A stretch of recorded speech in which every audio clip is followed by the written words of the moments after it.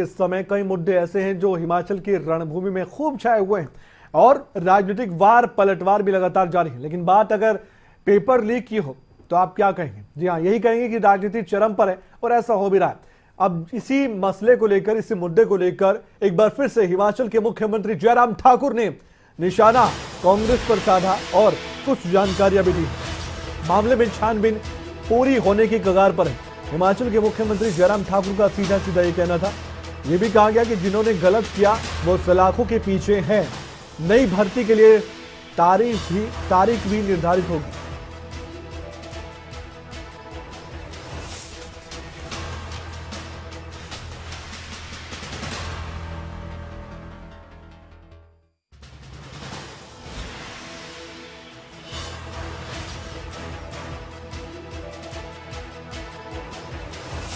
नरेश चौहान साहब कांग्रेस के नेता इस वक्त हमारे साथ फोन लाइन पर जुड़ चुके हैं। उनसे हम इस बयान पर प्रतिक्रिया ले लेते हैं उनकी।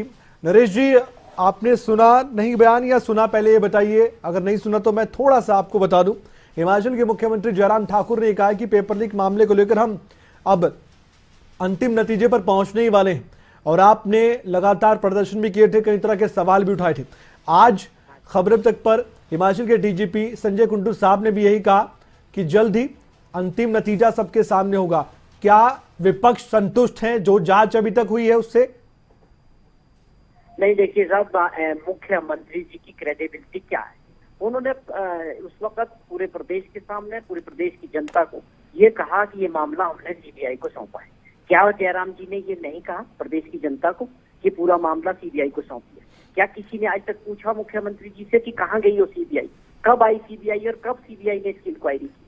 आप लीता पोती का जो काम कर रहे हो, पुलिस डिपार्टमेंट का ही पेपर, पुलिस डिपार्टमेंट की एसआईटी, आपने उसी को आके कंटिन्यू किया जिसपे कोई विश्वास नहीं।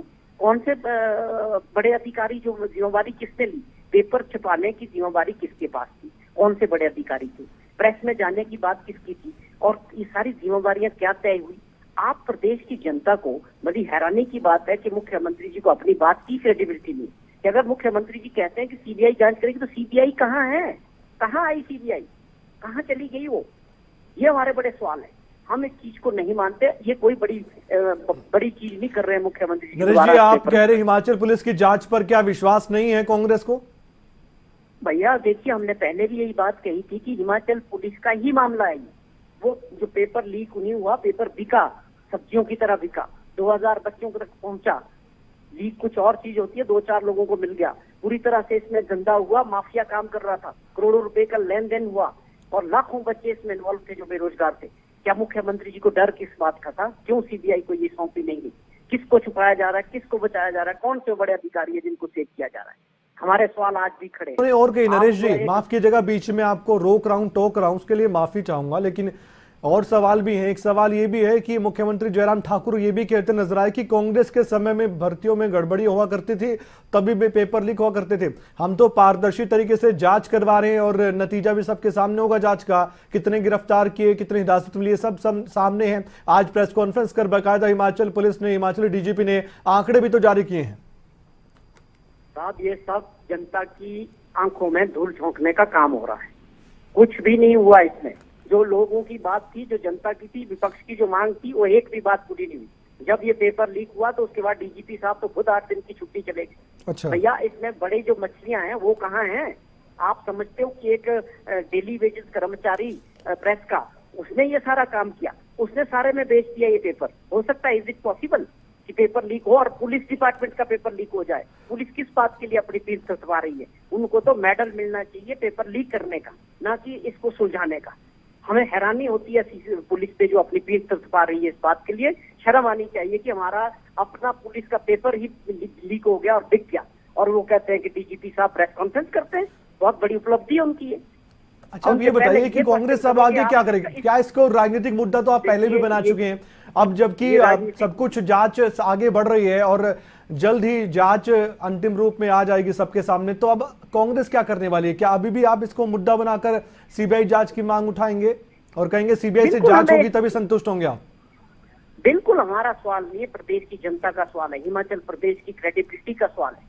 आप जो मर्जी करो, आप लीपा पोती कर रहे हो, जब आपको होना चाहिए था, क्यों नहीं हुई? हमारा सवाल आज भी वही है कि क्यों नहीं होता सीबीआई ठीक है। से या सिटिंग जज से क्यों नहीं हुआ इसका पूरा इन्वेस्टिगेशन? ठीक है सर। आप सब लोगों को बचा के लोगों को मूर्ख बना के कर रहे हो।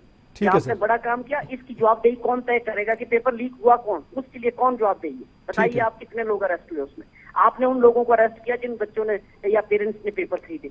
अरे भैया, जो किंग पिन है, जिन्होंने ये पेपर लीक किया, जिन्होंने पैसा कमाया, वो लोग कहाँ हैं? आप क्या सोचते हो, प्रदेश की जनता मूर्ख है क्या? कितना मूर्ख बना सकते हैं जयराम ठाकुर जी जनता को?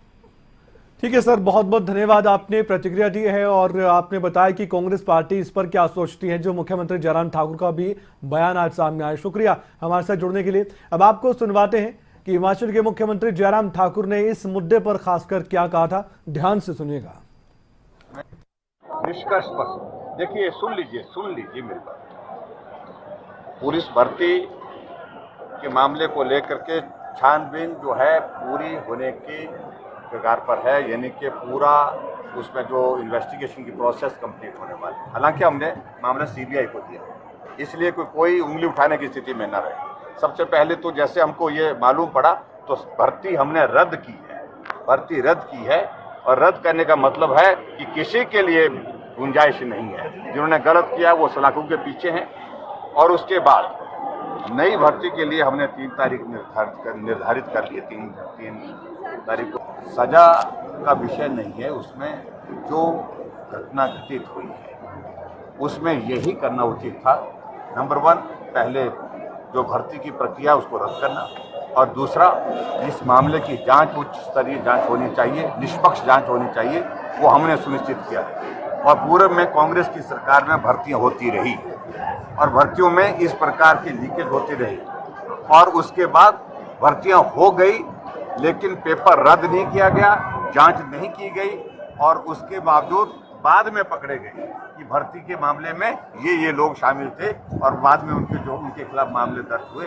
लेकिन उस मामले को लेकर के कांग्रेस कभी बोली नहीं, उन सारी चीजों को लेकर कम बोली।